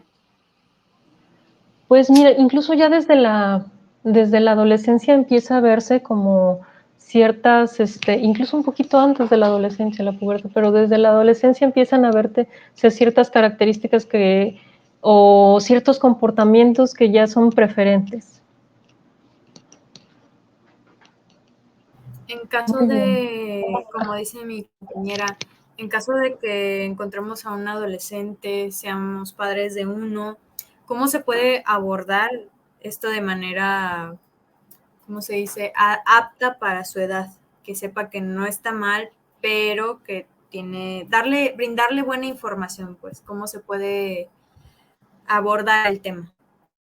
Muy bien, qué buenísima pregunta. Mira, el otro día se me ocurre, una mamá descubrió que estaba siendo tocada por su hijo, tenía 12 años. Entonces, imagínate la impresión, ¿no? Imagínense la impresión de la mamá. Sin embargo, afortunadamente la mamá tenía previa educación sexual, o sea, ya se había formado un poco en esto. Entonces, acudió a pedir ayuda.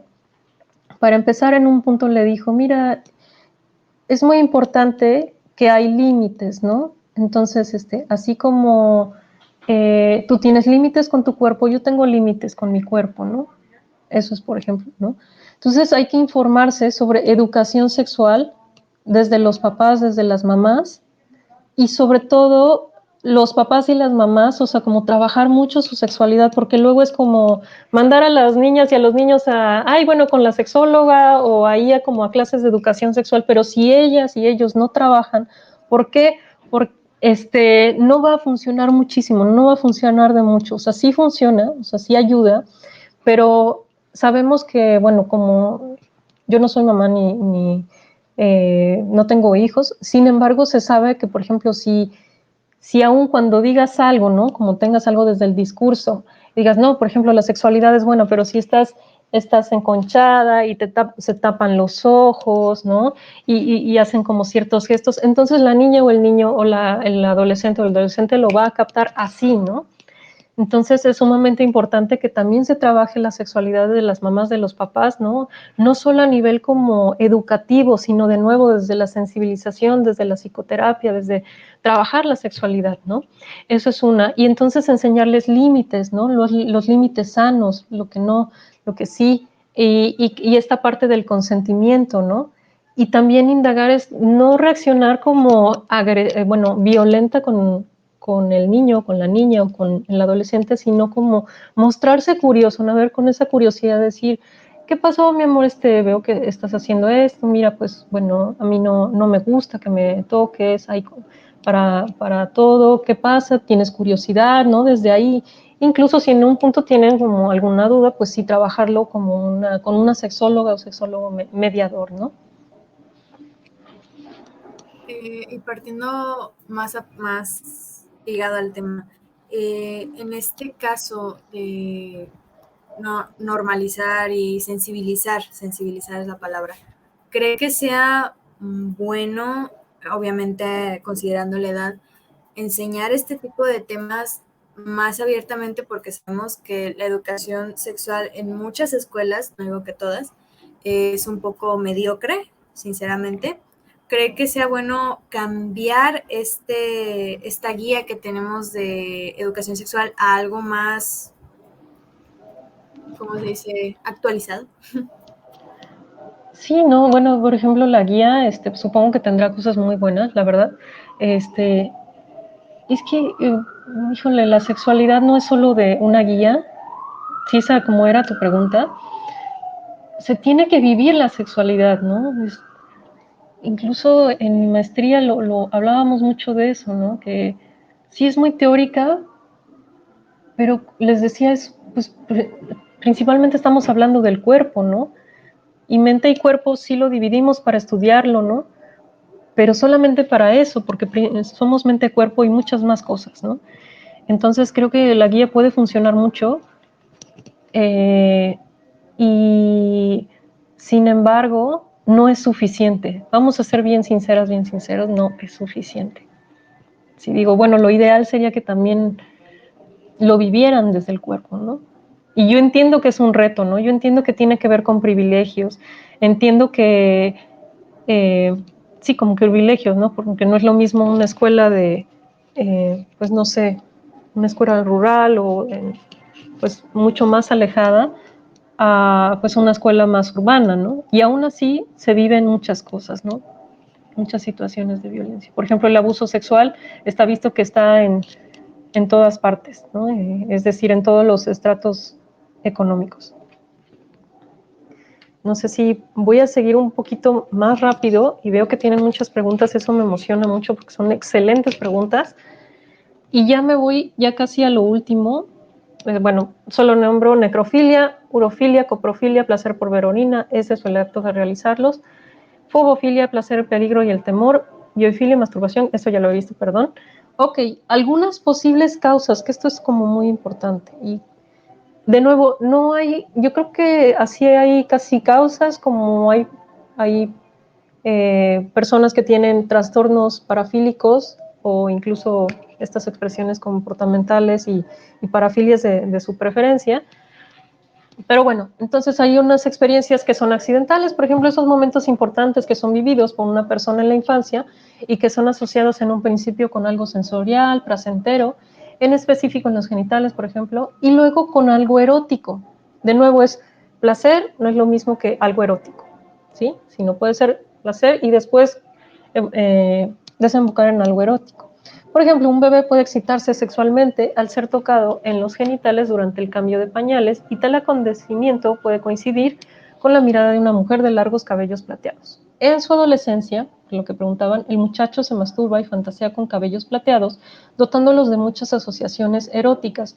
La combinación habitual del pensamiento de los cabellos y la excitación se vuelve tan fuerte que la persona puede llegar a dudar de su capacidad de desempeñarse sin ella. Experiencias repetidas. No se han establecido causas, dice por ahí Carmen, demostradas del origen de las parafilias, pero es indudable que esas derivan de una atmósfera familiar, social, enferma. De nuevo, yo lo taché porque enfermo otra vez es algo muy valorativo, pero lo bien violento sí. Entonces es un bien importante. Sí, un entorno violento en que se desarrolla el niño.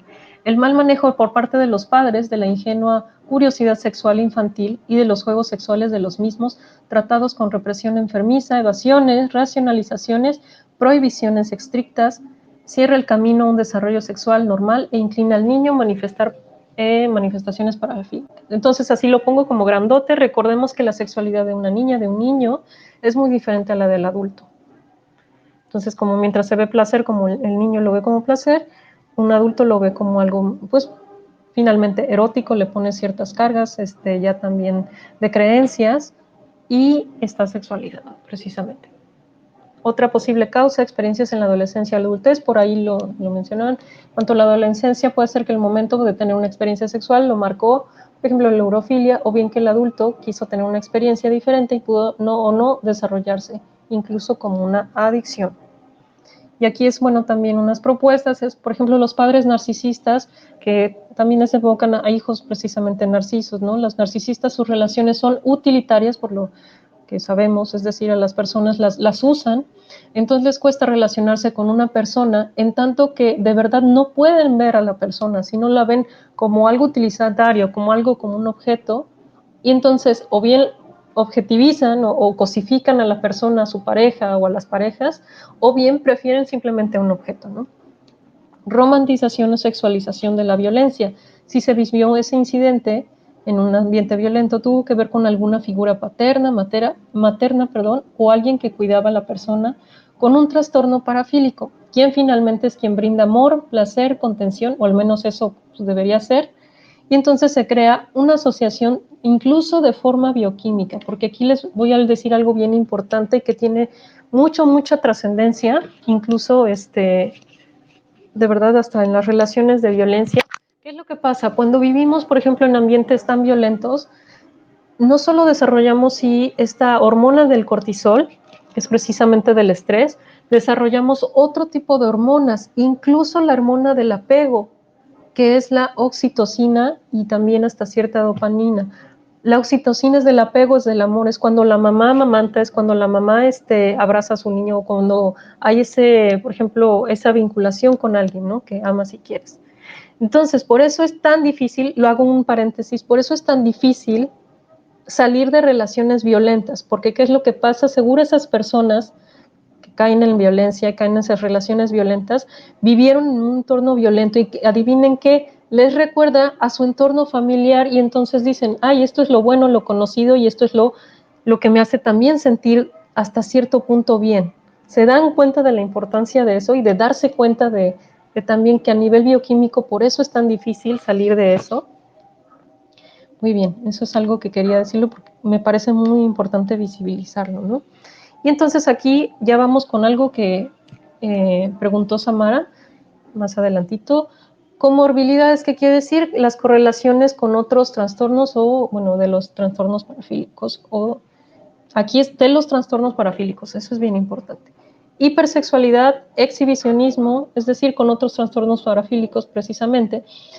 Trastorno depresivo, ese es otro, bueno, un trastorno bipolar, trastorno bipolar, de ansiedad, de consumo de sustancias por déficit de atención e hiperactividad, trastorno de conducta y de personalidad antisocial. Entonces, ¿qué es la personalidad antisocial? Pues bueno, era justamente, vamos a la pregunta, a contestar la pregunta que, sí, Samara nos estaba diciendo. Entonces, hablando de eso, a veces el tratamiento con las personas que tienen trastornos parafílicos es un tanto difícil porque no aceptan que tienen un trastorno, o si aceptan lo hacen con un fin utilitario o nada más van a una sesión y se hacen, pues no sé, o sea, no siguen el tratamiento. ¿Por qué? Porque precisamente no van a aceptar, son narcisos, son pues bueno, hay personas que dicen que incluso tienen psicopatía, ¿no? Entonces esas personas no, es casi imposible que los encuentres, o imposible más bien que los encuentres en una terapia.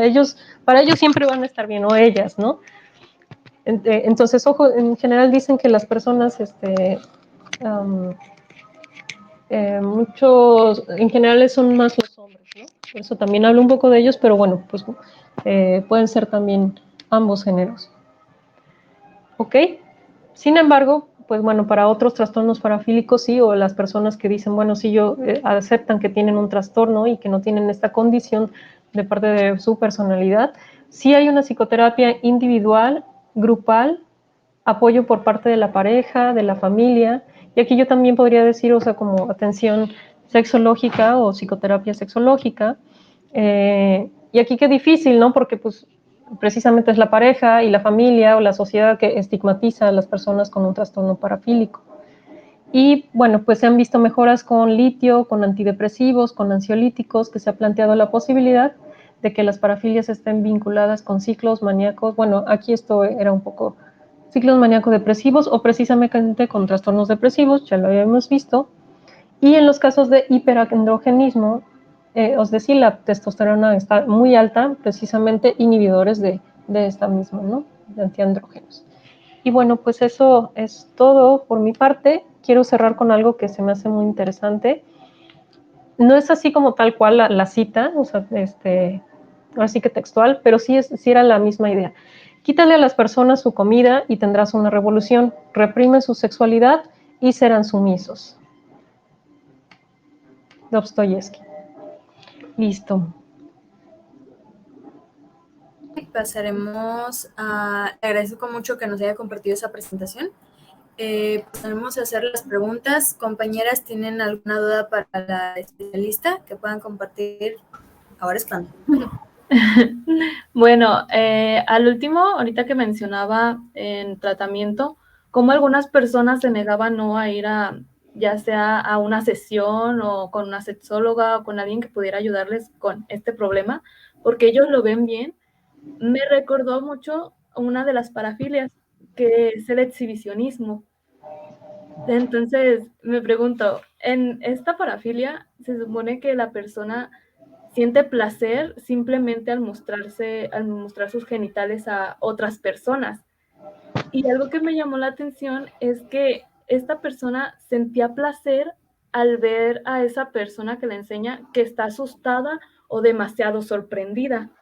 Si la persona reaccionaba como con felicidad, a él no le gustaba. Él lo que quería era que la persona le tuviera temor. Entonces, me pregunto, ¿por qué es así? Eso es muy interesante. Puede haber un montón de causas, pero mira, yo le atribuyo mucho, yo creo que la sexualidad tiene mucho que ver con el poder. ¿Qué hay detrás de todo eso? Hay mucho poder. Y por ejemplo, Michel Foucault, que se lo recomiendo que lo lean mucho, les va a servir muchísimo para psicología, es un filósofo, pero habló mucho acerca de la psicología, de la psiquiatría, y precisamente habla del poder. Entonces, cuando tú ejerces, el poder no queda ahí nada más estático, sino se ejerce. Y cuando se ejerce, de verdad que es mucho placer, ¿no? Hay mucho placer detrás de eso. Entonces, a veces no es la sexualidad así, sino es como cómo la ejerces. Entonces, si yo puedo ejercer poder sobre ti, entonces, porque el exhibicionista es una persona sumamente insegura, al igual que, por ejemplo, muchos violadores, ¿no? Entonces, eso precisamente habla también mucho desde la masculinidad, porque sí hay mujeres exhibicionistas, pero vamos a decirlo así, hasta se les aplaude de cierta forma extraña, o sea, como en este mundo, no sé cómo explicarlo, como está machista el asunto, porque es como, pues el cuerpo femenino que se consume, vamos a decirlo así, y que es como por ejemplo desde las artistas, pues está más normalizado, ¿no? De nuevo es como entre comillas, pero pues un hombre que es como dices, es como así entre sombras y así, ¡ay! Y se muestra, es como buscar ejercer poder y ejercer también decir, bueno, soy masculino, soy macho, y cuando, por ejemplo, en este caso, ¿no? Perla se ríe de mí, lo desarmas completamente, ¿no? Muy interesante. Tiene que ver con todo este tema psicológico, ¿no? También de la persona. Como usted dice, es una persona muy insegura. Exactamente.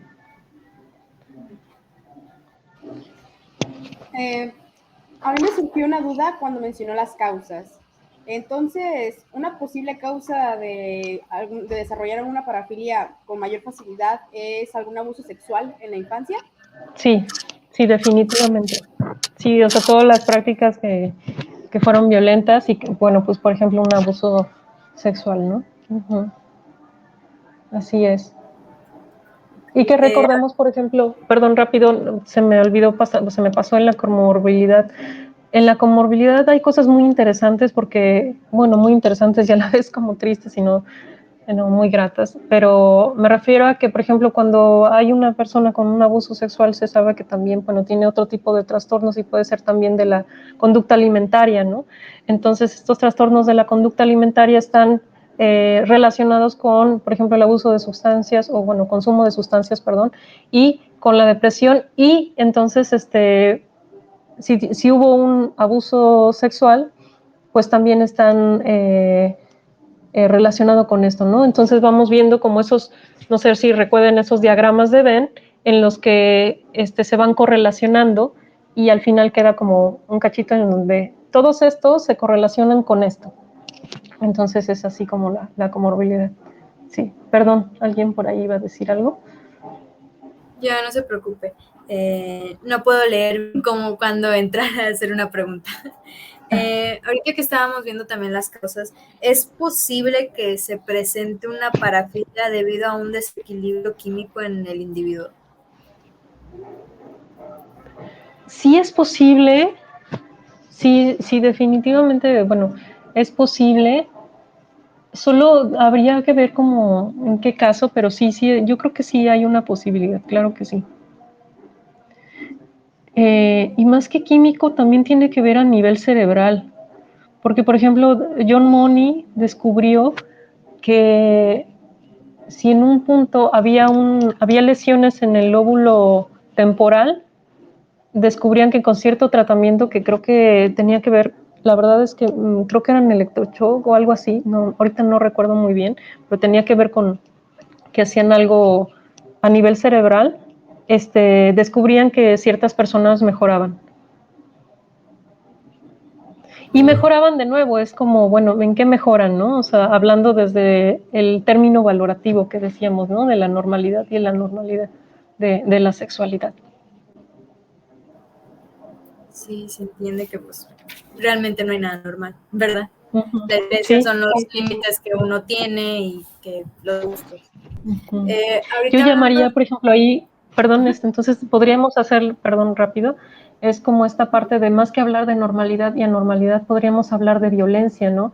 Que sí es violento y que no es violento, y eso es sumamente importante. Y aún así, tenemos rato para pensarle, porque no es tan fácil, ¿no? No es tan fácil definirlo. Listo, perdón. Es algo demasiado extenso, demasiado profundo, que tocaríamos unas fibras muy sensibles en ciertas personas, ¿verdad? Y para el tiempo que tenemos, tampoco. Sería muy bueno, la verdad.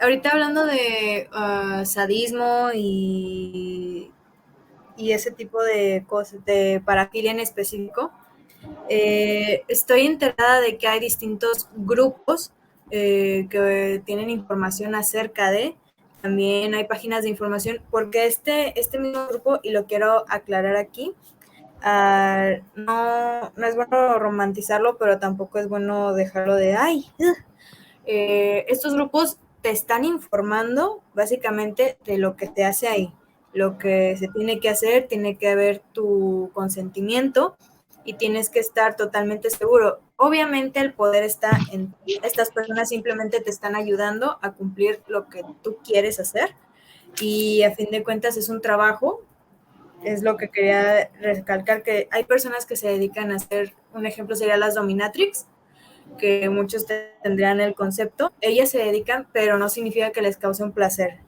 estaremos de acuerdo en eso. Ellas es un servicio que te están dando y hay lugares en que se pueden hacer. Eso es parte de los límites, como dijo la especialista, ¿verdad? Nomás lo dejo ahí para que si quieren buscar, tienen que tener mucho cuidado. Quieren más información, vayan a páginas especializadas y si quieren practicarlo, tengan muy en cuenta que tienen que investigar muchísimo antes de siquiera practicar alguna de estas actividades, ¿verdad? Compañeras, ¿algo más que quieran comentar?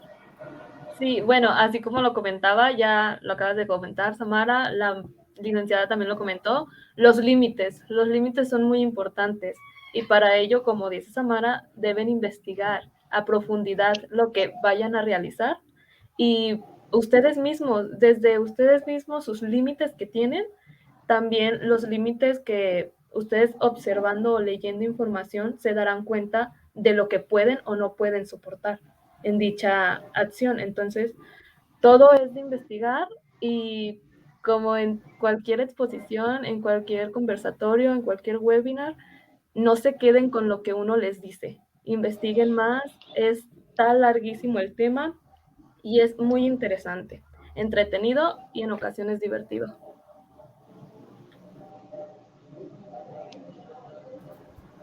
¿Algo que quieras comentar? Te veo con ganas, ansiosa.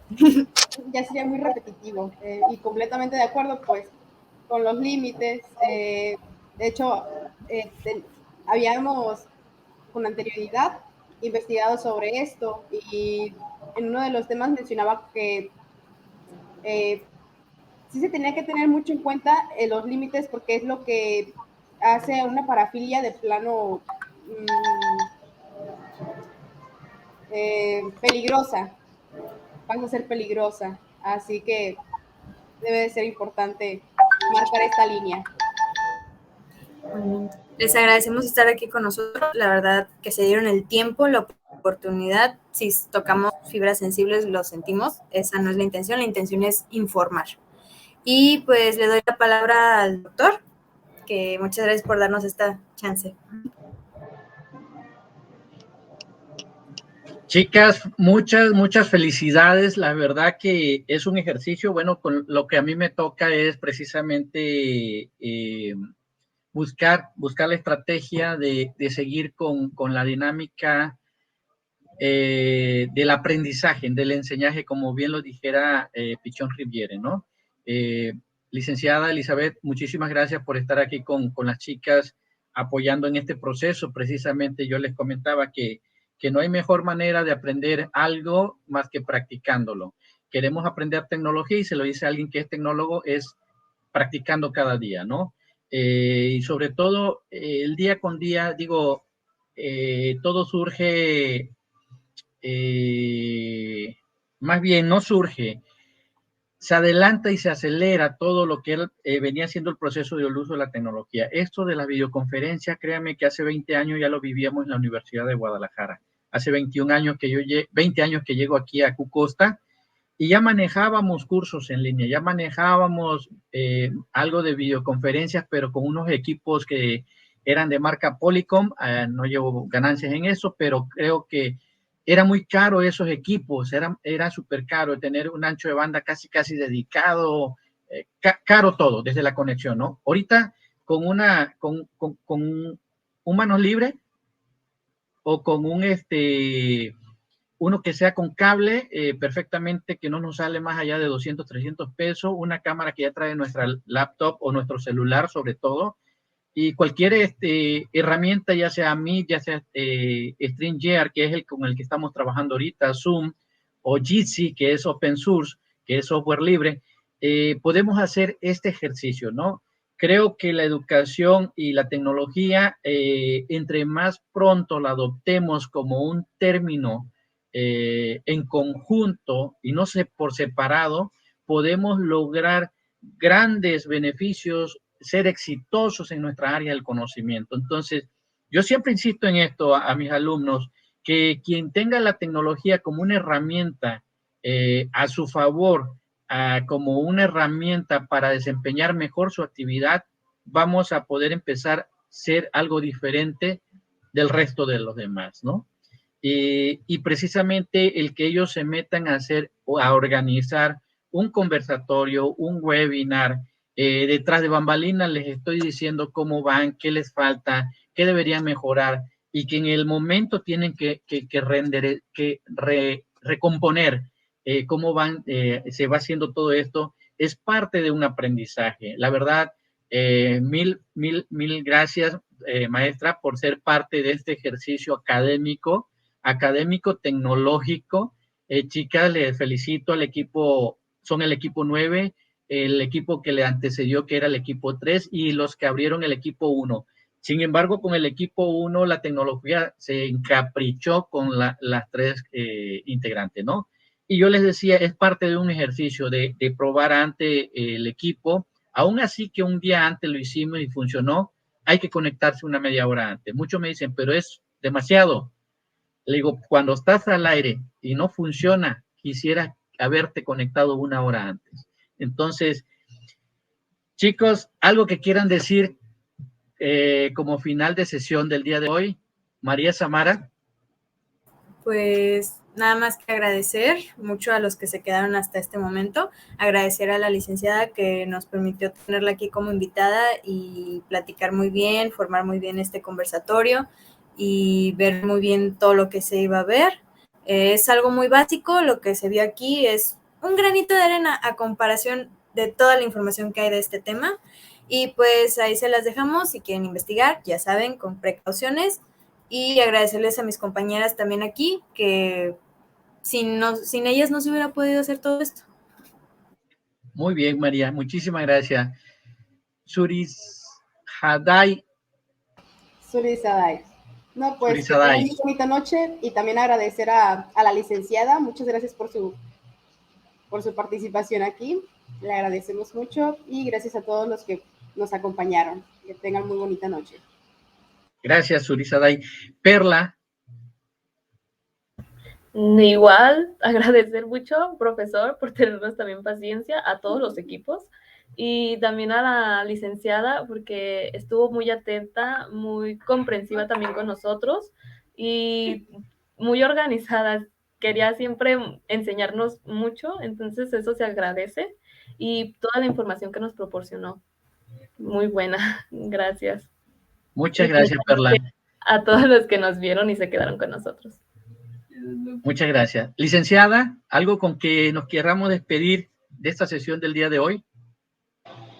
Pues felicidades pues también al equipo, de verdad, así increíble. Yo estoy admirada de lo desenvueltas que son y que están bien chiquitas, pero bueno, no es hacerlas menos para nada. Al contrario, de verdad, felicidades y gracias, maestro, y de verdad no sé, me hubiera encantado tenerlo como maestro por lo que escucho, así que pues adelante, arriba, adelante, y pues gracias, de verdad. Pues muchas gracias, licenciada. Estamos, algún correo, algún canal donde podamos verle, seguirle su trabajo, licenciada. Sí, estoy en Facebook como precisamente sexóloga Elizabeth Carolina Rendón Morales, así con mi nombre. Si gustan, luego, no sé si puedo aquí escribirlo. Claro, claro ¿sí? Que sí, adelante, escríbalo para que quede la evidencia, licenciada, con mucho gusto. Y bueno, en lo que usted pone, sí, pues no me resta más que agradecer a cada uno de ustedes, estimada audiencia que nos acompañe, que nos ha tenido paciencia y sobre todo entender y comprender ese ejercicio que estamos viviendo, ¿no? Eso es el día a día, por supuesto que hay que irlo perfeccionando. Entonces, igual, en lo que podamos estar colaborando, licenciada, ahí estamos abiertos igual. No nos dejen de seguir todo este trabajo de los alumnos de año con año que lo venimos haciendo semestre a semestre, lo estamos volcando en Facebook, diagonal FITE Educa, diagonal Live. Ahí pueden ver todos los trabajos finales de los chicos, conversatorios, webinar que hacemos para cada uno de ustedes, para alumnos de la carrera de psicología, computación, telemática y multimedia. Pues no me resta más de que decirle muy buenas noches a todos y nos vemos el siguiente martes.